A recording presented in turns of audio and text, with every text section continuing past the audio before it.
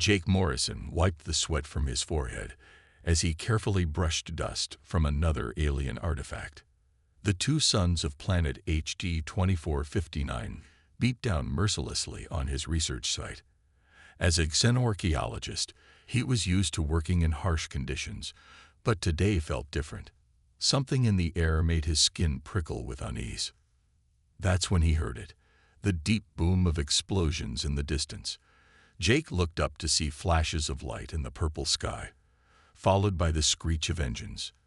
Two ships, unlike anything he'd seen before, were engaged in a fierce battle overhead. "This is definitely not good," he muttered, quickly packing his most important finds into his bag. He needed to get back to his research outpost before. A massive explosion lit up the sky.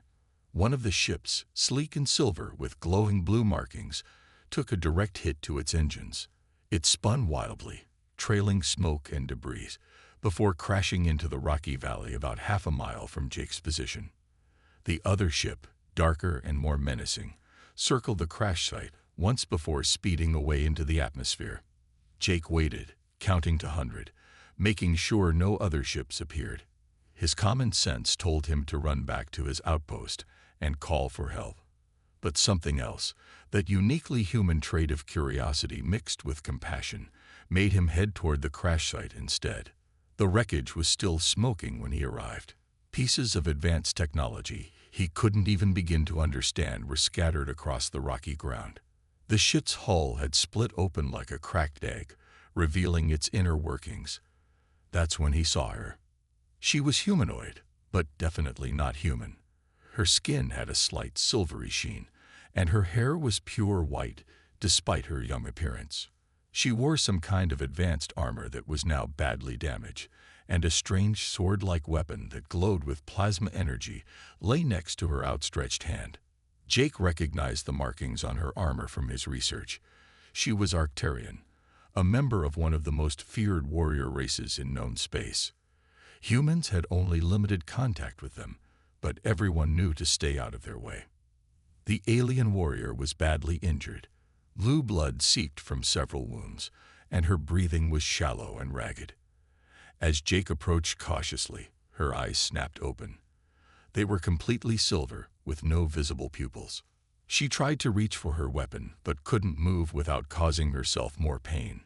Instead, she spoke in a voice that sounded like chimes in the wind, her translation device converting her words to English. "Finish it, then," she said proudly. "Take your victory, human." Jake shook his head, already pulling medical supplies from his bag. "I'm not here to hurt you. I'm here to help." The warrior's silver eyes widened in surprise, then narrowed with suspicion. "Why would you help an enemy?" "First, you're not my enemy. I'm a scientist, not a soldier," Jake said, carefully applying a universal healing gel to her worst wounds. "Second, where I come from. Helping injured people is just what we do." She watched in confusion as Jake worked quickly but gently, using his knowledge of xenobiology to adapt human medical techniques to her alien physiology. When he had to set a broken bone in her arm, he warned her it would hurt. She didn't make a sound, but her respect for him seemed to grow. "I am Cathera, First Blade of the Imperial Guard," she finally said as he finished bandaging her wounds. "By our laws, you have claim over my life." Jake sat back on his heels, wiping blue alien blood off his hands. "I don't want claim over anyone's life. I just want to get you somewhere safe so you can heal properly." For the first time, Thera's stern expression softened slightly. "You are strange for a human." "Yeah," Jake smiled, helping her carefully to her feet. "I get that a lot. Come on, my research outpost isn't far. We need to treat those wounds properly before infection sets in." As they slowly made their way across the rocky terrain, neither of them could have known that this chance encounter would change not just their lives, but the fate of two civilizations. Cathera sat rigidly on the medical bed in Jake's research outpost, her silver eyes fixed on the simple human equipment around her. 3 days had passed since the human had saved her life, and every moment of dependency felt like a thorn in her pride. The healing gel seems to be working well, Jake said, checking the bandages on her arm. Your species has remarkable regenerative abilities. Of course we do, Thera replied sharply. The Arcturian Empire has perfected our genetics over 1,000 years. She paused, then added reluctantly, though I admit your primitive medicines have proven effective. Jake just smiled, used to her backhanded compliments by now. Sometimes simple solutions work best. Not everything needs to be high-tech. As if to prove his point, the lights in the outpost suddenly flickered and went out. The backup generator hummed to life, but Kithera's advanced medical monitor, salvaged from her ship, remained dark. Your power systems are as primitive as everything else here, she said, but there was less bite in her words than before. Maybe, Jake replied, already pulling out some tools. But that means I can fix them myself instead of needing a specialized technician. He opened a panel in the wall and began working with the wires. Thera watched him with growing interest. In her world, warriors fought, technicians fixed things, and everyone stayed in their assigned roles. Yet this human seemed to switch between scientist, healer, and engineer without hesitation. How do you know all these different skills? She finally asked. Jake shrugged, reconnecting a loose wire. Humans are adaptable. When you're working on a remote outpost, you have to be able to handle whatever comes up. The lights flickered back on. See, problem solved. Thera stood up carefully, testing her healing injuries. In the Empire, such versatility would be seen as lacking focus. A warrior should perfect combat, nothing else. And how's that working out for you? Jake asked gently.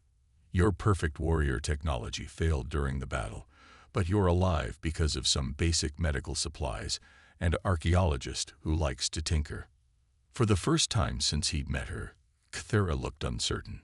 She walked to the window, staring at the alien landscape outside. You question everything our empire believes in. Not questioning, Jake corrected, cleaning up his tools.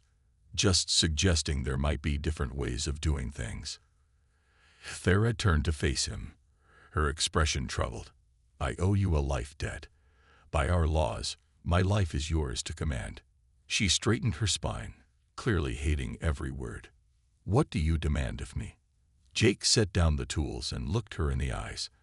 I demand that you stop talking about life debts and just focus on getting better. Where I come from, we help people because it's right, not to own them. You are. Kthera struggled for words. Strange. Your ways make no sense. How can a society function without strict hierarchies and clear rules of obligation? We manage, Jake smiled. And speaking of managing, you should eat something. I've been studying your physiology, and I think I've figured out which local fruits are safe for your species. As Jake headed to the small kitchen area, Kthera watched him go, confusion evident in her silver eyes. Everything she'd been taught about humans, that they were primitive, weak, unfocused, seemed to conflict with what she was experiencing. The warrior who had never questioned her empire's teachings found herself facing an uncomfortable truth. Perhaps there was something to learn from these humans after all. She looked down at her healing wounds, touched the bandages Jake had applied with such care, and whispered, "Thank you." It was the first time she'd said those words to a human, and they felt strange on her tongue. But somehow, they'd also felt right. A week had passed since Kthera's rescue. Jake was reviewing some artifact data on his computer when he heard a crash from the medical room.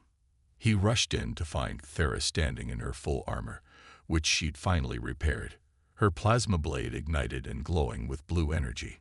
"What's wrong?" he asked, noticing how tense she looked. "They're coming," she said, her silver eyes fixed on the outpost's radar screen. "I've detected an Imperial ship entering the system." Jake's heart raced. "Your people, coming to rescue you?" Kthera's laugh was bitter. "No, they're coming to finish what they started." She turned to face him, her expression more vulnerable than he'd ever seen it. "I haven't been fully honest with you, Jake Morrison." "I'm listening," he said quietly. "I am not just any warrior." Cthera's fingers tightened around her weapon. I am Cthera Val Arcturus, heir to the Imperial throne, and my own people are trying to kill me. Jake sat down heavily in a nearby chair. You're the princess. We don't use that word, she corrected. I am first heir, or I was until my uncle staged a coup 3 days ago. He killed my father, the emperor, and blamed it on human spies. Her silver eyes met his. That's why I was in that battle. I was fleeing after discovering the truth. Jake ran his hands through his hair, trying to process this information. So the ship that shot you down. My uncle's assassins, she confirmed. And now they've traced me here. She strode to the window, her armor gleaming in the double sunlight. You should leave. This isn't your fight. If they're blaming humans for your father's death, it became my fight the moment I saved you, Jake pointed out. He stood up and checked the outpost's security systems. How long do we have? You don't understand, Cthera said, turning to face him. I'm not asking you to help me fight.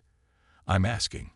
She swallowed hard, her pride visibly struggling with her words. I'm asking for your help to save my empire. Jake waited silently for her to continue. My uncle is a traditionalist. He believes in Arcturian superiority above all else. If he remains in power, he will lead us into war with every other species, including humans. Cthera's voice grew passionate. My father was working towards peace, towards change. I must reclaim the throne to continue his work. And how exactly can I help? Jake asked. I'm just an archaeologist. You're much more than that, Cthera said firmly. In just a week, you've shown me that everything I believed about humans was wrong. Your adaptability, your creativity, your way of thinking. She stepped closer to him. I need those qualities. The old ways won't work against my uncle. I need human ingenuity. The radar beeped more urgently. The Imperial ship was getting closer. We have maybe an hour before they arrive, Jake said, checking the screen. If we're going to do something, we need to decide now. Cthera did something then that no Arcturian had ever done in recorded history. She knelt before a human. Jake Morrison, I formally request your help, not as a superior life form, not as your owner through life debt, but as an equal asking for aid. Her silver eyes shone with determination. Will you help me save my people from themselves? Jake looked at the proud warrior kneeling before him, then at the approaching enemy ship on the radar. Everything he knew about staying safe and avoiding trouble told him to run. But everything that made him human, curiosity, compassion, and an inability to walk away from someone in need, made him reach out and help Cthera to her feet. Well, he said with a slight smile, I was getting bored with digging up old artifacts anyway. What's your plan? This is never going to work, Cthera said, pacing the hidden cave where they had taken shelter after abandoning Jake's research outpost. They had barely escaped before her uncle's ship arrived, taking only essential supplies and Cthera's damaged spacecraft's core computer. It will work, Jake replied calmly, continuing to modify some mining explosives he grabbed from his outpost storage. Because they'll never expect it. That's because it's insane. Cthera stopped pacing to watch him work. Arcturian warriors are trained to face any combat situation. We don't. Hide in caves and make traps. Jake looked up from his work with a smile. And that's exactly why we'll succeed. Your uncle's forces are looking for an Arcturian response. Direct confrontation, honor-bound combat. They're not looking for human-style guerrilla tactics. Guerrilla. Cthera tested the unfamiliar word. It means fighting smart instead of fighting fair, Jake explained. Using the environment, surprise, and unconventional methods instead of brute force. Cthera frowned. There is no honor in such combat. There's no honor in your uncle murdering your father either, Jake pointed out gently. Sometimes you have to choose between honor and survival. Cthera sat down heavily on a rock, her armor clinking. Everything I was taught. It all seems so rigid now, so limiting. Tell me, Jake said, connecting wires in his makeshift explosive device. In all your combat training, did they ever teach you to adapt when your technology fails? To improvise with local materials? To think like your enemy? No, Kythera admitted. We were taught that our technology and training were superior, that we needed nothing else. And yet here you are, alive because of primitive human medicine and hiding in a cave with an archaeologist. Jake's eyes twinkled. Maybe it's time for some new lessons. Over the next few hours, Jake taught Kythera about basic survival skills, how to use the environment to their advantage, and ways to fight without relying on advanced technology. She was a quick learner, though she often questioned his methods. "You mean to tell me," she said incredulously, watching Jake set up a simple tripwire, "that humans fought wars with such basic devices?" "Still do, sometimes," Jake replied. "The most reliable weapons are often the simplest ones. No complex circuits to fail, no power sources to run dry." As night fell, they sat near a small hidden fire. Kythera was examining one of Jake's makeshift traps with new respect.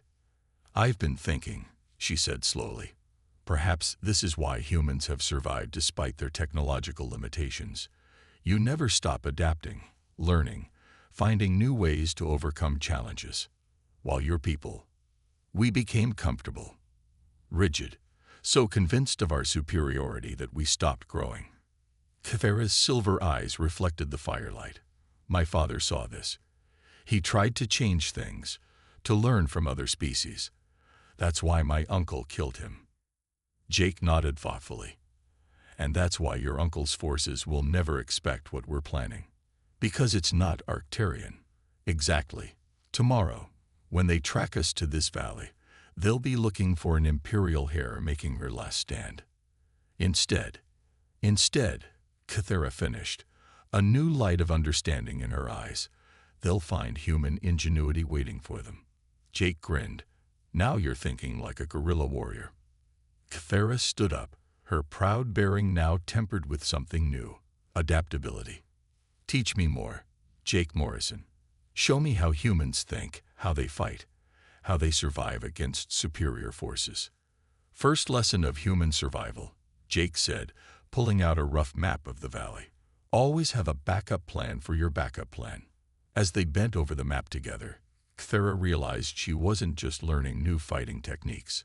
She was learning a new way of thinking, a new way of seeing the universe, and somehow, that felt more powerful than any weapon in the Imperial arsenal. The Imperial cruiser loomed over the valley like a massive predator, its dark hull blocking out one of the suns. Search parties had been combing the area for hours, their advanced sensors scanning for any sign of Kythera's presence. "They're right where we want them," Jake whispered from their hidden observation point. "Ready?"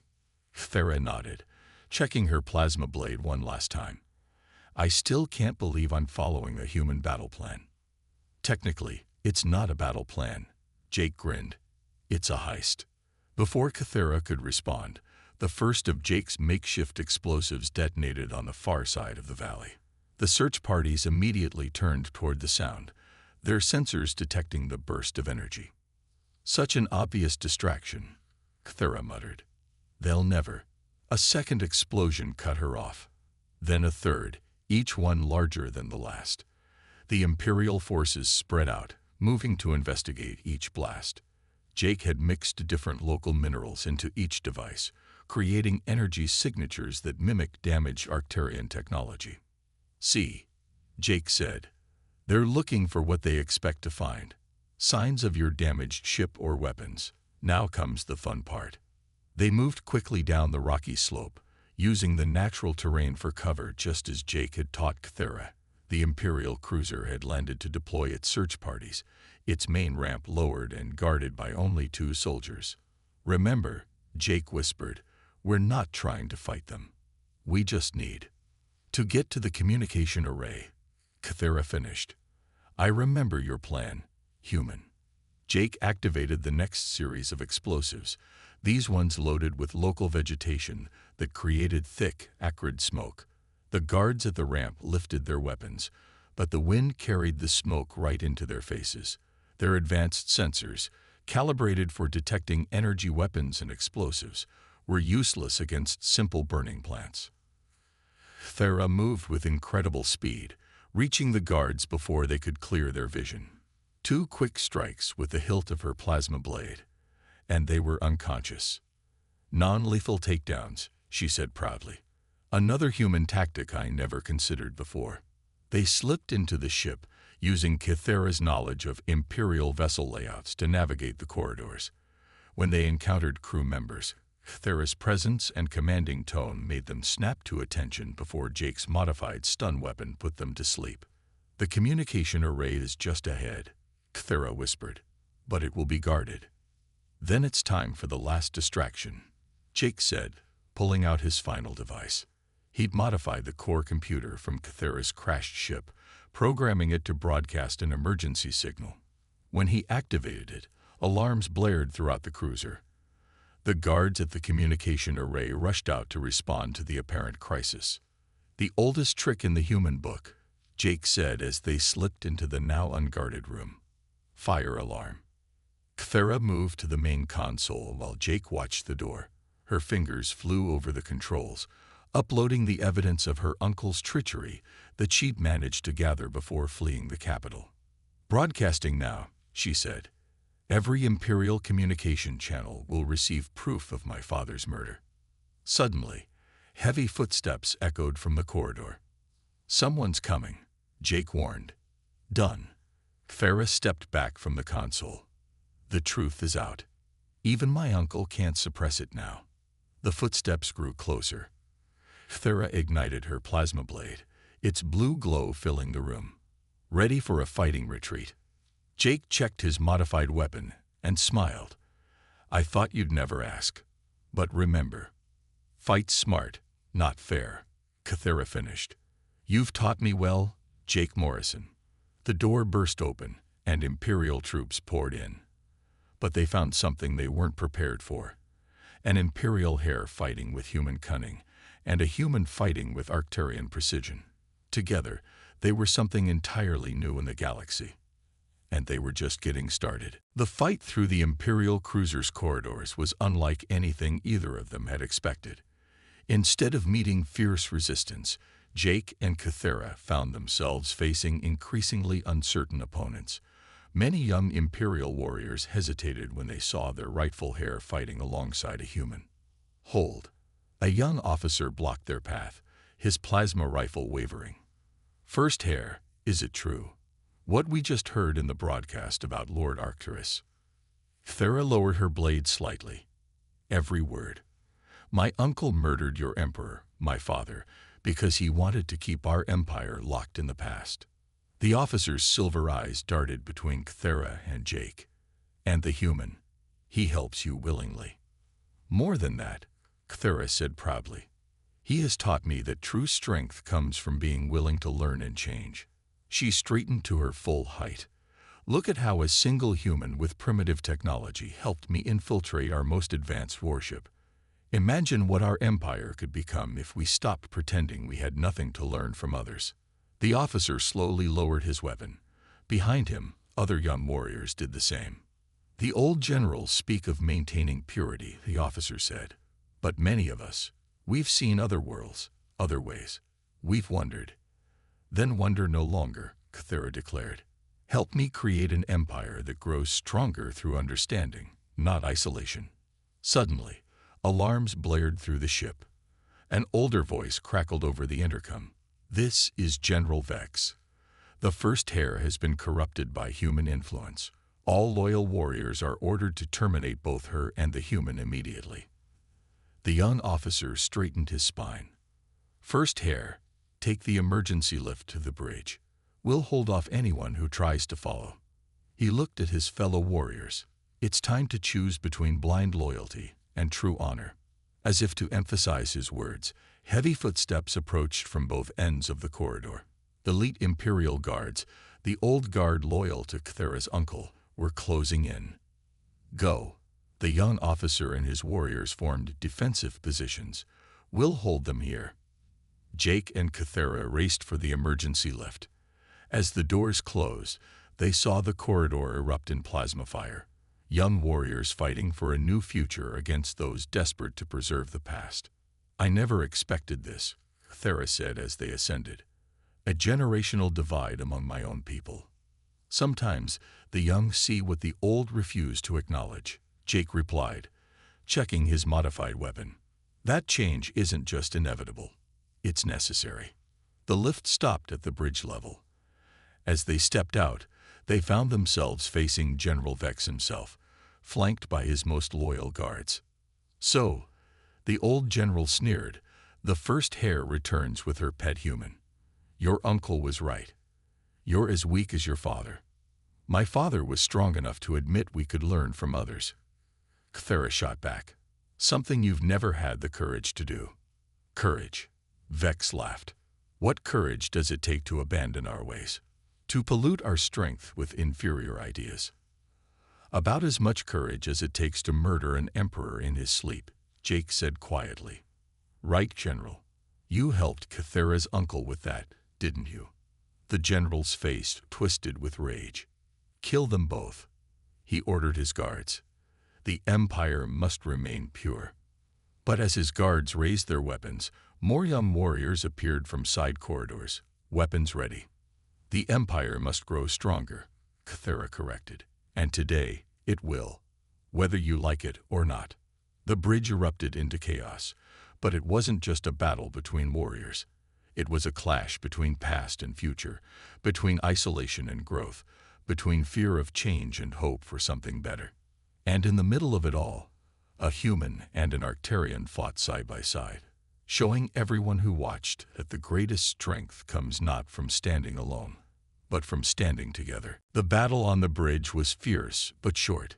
General Vex and his loyal guards found themselves surrounded by young warriors who had chosen to follow Cthera's vision of a new empire. But just as victory seemed within reach, every screen on the bridge lit up with an urgent message. "You fools," Vex laughed through bloody teeth. "While you played at Revolution, Lord Arcturus launched his real attack." The screens showed multiple Imperial warships dropping out of hyperspace near Earth. At the same time, more ships appeared above the Imperial homeworld, attacking Cthera's loyal forces. "A two-pronged attack," Jake said grimly. "He's trying to crush both humanity and your supporters in one move." Cthera's silver eyes blazed with fury. "He would start a war that could destroy both our peoples, just to maintain his power." "That's not even the worst part," Jake said, quickly reading the tactical displays. "Look at the attack patterns. He's not trying to conquer Earth. He's trying to devastate it. Make an example of it." "Because we dared to show there was another way," Cthera realized. She turned to the young warriors on the bridge. "We cannot let this happen." The young officer who had helped them earlier stepped forward. "This ship's weapons are at your command, First Hare, but we're only one cruiser against entire fleets." "Then we'll have to be smarter than them," Jake said, moving to the communication console. "Cthera, remember what I taught you about human warfare? About coordination and adaptation?" Cthera's eyes widened. "You want to coordinate between human and Arcturian forces. That's never been done." "Exactly why it might work," Jake said, his fingers flying over the controls. "Your uncle expects humans to fight like humans, and Arcturians to fight like Arcturians. He's not prepared for us to fight together." Using the Imperial cruiser's powerful communication array, Jake connected with Earth's defense forces, while Cthera contacted her loyal supporters. For the first time in galactic history, human and Arcturian commanders found themselves planning strategy together. "Human ships are smaller and more maneuverable," Jake explained to the Joint Command. "They can dart between the Imperial ships, disrupting their formation. Meanwhile, Arcturian warships can strike hard at the weak points the humans create," Cthera finished. "Two different styles of combat, working as one." The space above Earth became a battlefield unlike any before. Human ships darted and weaved between the massive Imperial warships, their unconventional tactics throwing the rigid Imperial formation into chaos. When the Imperial ships tried to adapt, they found themselves facing precise strikes from Cthera's loyal forces. On the bridge of their cruiser, Jake and Cthera coordinated the joint fleet's movements. Human creativity combined with Arcturian precision, creating battle strategies that neither side could have devised alone. "Look," the young officer shouted. "Lord Arcturus' flagship. Its shields are failing." "All ships, converge on that position," Cthera commanded. Human and Arcturian alike. Strike as one. The combined fleet moved like a single organism, each side complementing the other's strengths. Lord Arcturus' flagship, designed to fight enemies who followed predictable patterns, couldn't adapt to this new form of warfare. "Your uncle made one crucial mistake," Jake said as they watched the flagship's shields collapse completely. "What was that?" Cthera asked. "He thought keeping our peoples apart would make his empire stronger. Instead, it made it vulnerable to exactly this kind of cooperation." The flagship's engines went dark, and Cthera's voice rang out across all channels. "Uncle, your war is over before it truly began. Surrender and face Imperial justice." As the remaining Imperial ships powered down their weapons, Jake and Cthera shared a look of triumph, but they both knew this battle, impressive as it was, had only been the beginning. The real challenge would be building a lasting peace between their peoples. But after what they had just accomplished together, anything seemed possible. #A new empire. 3 months after the battle that had changed 2 civilizations, Jake stood in the grand hall of the Imperial Palace. The massive chamber was filled with both Arcturian warriors and human diplomats, something unimaginable just a few months ago. He adjusted the formal diplomatic uniform he'd been given, still uncomfortable with all the attention. The great doors opened, and Cthera entered. She wore the traditional armor of the Imperial ruler, but she had modified it. Along with the classic Arcturian designs, she had added symbols representing Earth and other allied worlds, a visible statement that times were changing. "Looks like you finally got your throne," Jake said quietly as she approached. Cthera's silver eyes sparkled with amusement. "Thanks to a human who taught me that true strength isn't about standing alone." The formal ceremony began. Cthera's uncle and General Vex were brought forward in restraints. Their trial had been broadcast across both Earth and the Empire. Another break from tradition, but one that showed everyone the proof of their crimes. "Lord Arcturus," Cthera's voice rang through the hall. "You and your conspirators are found guilty of murdering my father and attempting to start a war that would have devastated 2 civilizations. Do you have any final words?" The former regent lifted his chin defiantly. "I tried to keep our empire pure, strong. You'll destroy everything we've built by mixing with lesser species." Cthera looked at the assembled crowd, humans and Arcturians standing together. "Look around you, uncle. Look at what we accomplished by working together. That is true strength." She pronounced their sentence, life imprisonment, with the requirement that they spend time learning about other cultures and species. "Perhaps," she said, "you will finally understand what my father knew. That growth comes from understanding others, not fearing them." After the prisoners were led away, Cthera turned to address everyone present. "For too long, the Empire has equated strength with isolation. We thought we were perfect, that we had nothing to learn from others." She smiled at Jake. "One human proved how wrong we were." Jake tried to shrink back, but Cthera continued, "Which is why my first act as Emperor is to establish the first human embassy here on our homeworld. And I can think of no better ambassador than the man who showed us a new way." Jake blinked in surprise as Cthera gestured for him to step forward. "Me? But I'm just an archaeologist. You're the one who proved that the strongest bonds aren't forged through power or technology, but through understanding and compassion." Cthera held out a ceremonial blade, not a weapon, but a symbol of trust. "Will you help us continue building bridges between our peoples?" Jake looked at the blade, remembering that day in the desert when he'd found a wounded warrior and chosen to help instead of run. That simple human instinct had changed everything. He took the blade. "I'd be honored." The hall erupted in cheers, human and Arcturian voices joining together.